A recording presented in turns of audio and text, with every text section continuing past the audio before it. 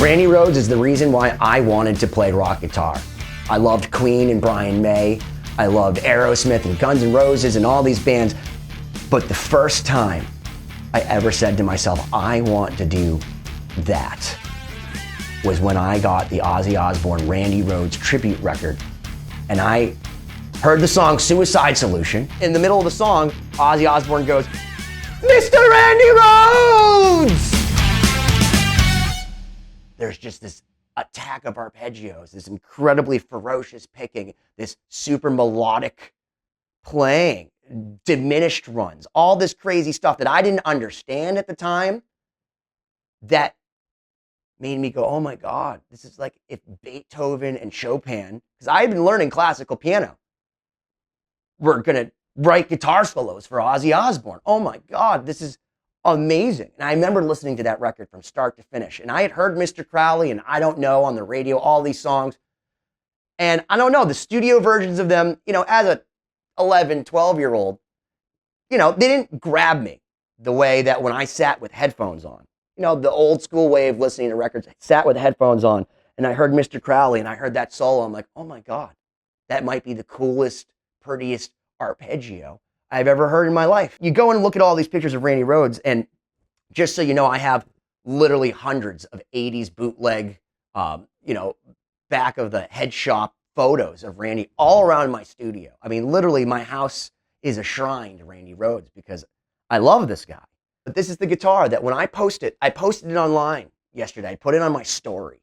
And I got so many people in, oh, wow, wow, wow. Now, this is a copy of a Sandoval V. His guitars go for about $8,500. I want to say that this is probably like a $4,500, $5,000 copy. It's an almost exact copy. I got more people messaging me about this guitar, and I realized I've never played it on the show. Maybe it's time I try to awkwardly play this V, because I'm not good at it. But let's talk about this guitar. In 1979, Randy went and met with Carl Sandoval, who had been building guitars for people like George Lynch, for Eddie Van Halen, and his whole thought process was he loved Dan Electro necks. And the reason being was because apparently when you pulled up on the tremolos that they didn't go out and that they had the right radius, which is a 17-inch radius on this thing, to be able to kind of, pull up, pull down, do dive bombs, the whole nine. Because of the way the neck met with the body, this body is about 30% thicker than a normal V. And that's because he had to create this neck pocket to fit in the Dan Electro neck, which he added a little bit of wood to get it to stick in better so that you could glue it in. It was a very, very tight joint. So tight that when Randy actually snapped the neck, that's right, in life, very shortly after he got this guitar, he snapped the neck right off. It snapped in the middle, and the two truss rods that are actually inside a Dan Electro neck, you can't adjust them up here, but there's actually two beams that go through a Dan Electro, sheared and splintered, and he came back upset. Not because he broke the guitar, but because he was upset that he didn't want to offend Carl Sandoval, that he just destroyed this instrument he spent so much time designing with him. Randy, on a piece of paper, scribbled this headstock. He said, I want this kind of headstock to it, this crazy, like, I'm going to bash Ozzy in if he doesn't hit the note in Believer. And on the back, it has Shaler tuners. And famously, it has a DiMarzio PAF, which in this one, it's a 35th anniversary PAF from DiMarzio. And it has a super distortion. When they take pickups out of Les Pauls and things like that, they threw these things in. So we have a very interesting guitar. And he decided he wanted to put the toggle switch on this wing and have the Les Paul style double tones and double volumes, which if you listen to Randy Rhoads, he would turn down the rhythm volume and then do the which we'll show you in a second. So this is kind of the harebrained idea of Carl Sandoval and Randy Rhoads. So today, I thought, why don't we plug this thing in? So I have this guitar going through my Angle Gigmaster 30 with just an RV3 delay pedal. And that's it.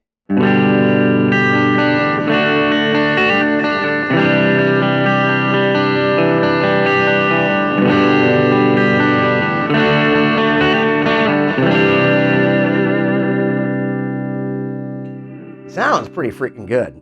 Just kind of, it's hard to play for me.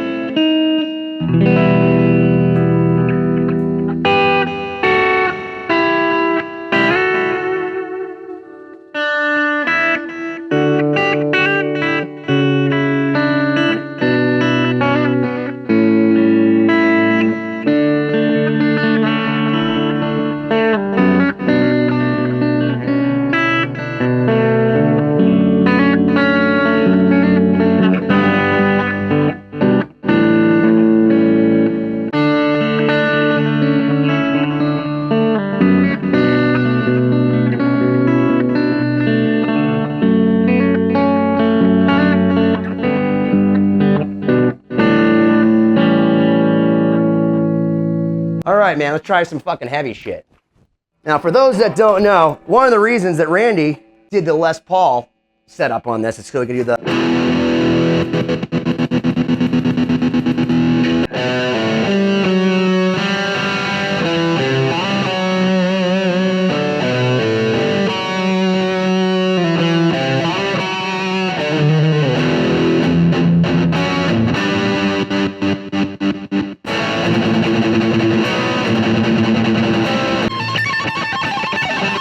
See, it can't even go higher because it's only 21 frets.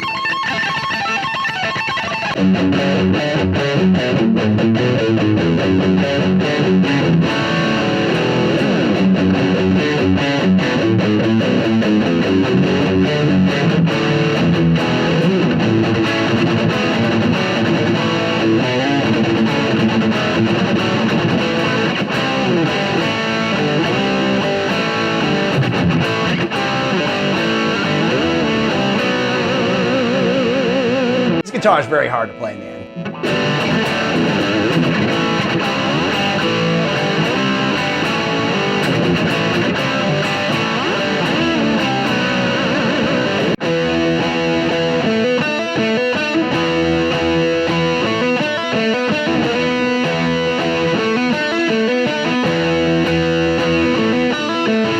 All right, I'm going to turn off the delay because I know there's going to be a bunch of people that complain that I didn't play it without the delay. So here we go.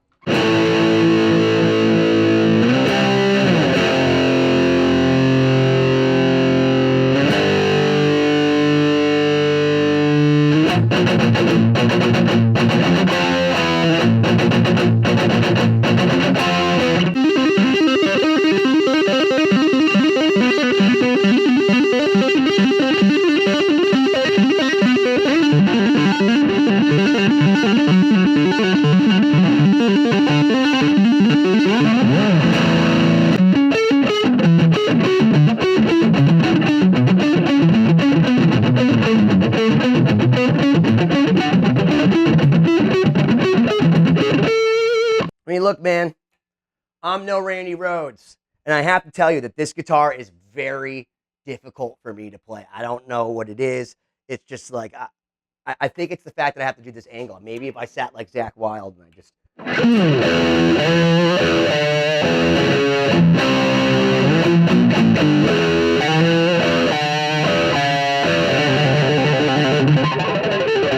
Randy Rhoads, forever. Randy Rhoads. If you have not heard the Ozzy Osbourne Randy Rhoads tribute, you're missing out on life. And for what it's worth, cheers to the polka dot heavens. Why don't you smash that subscribe button already?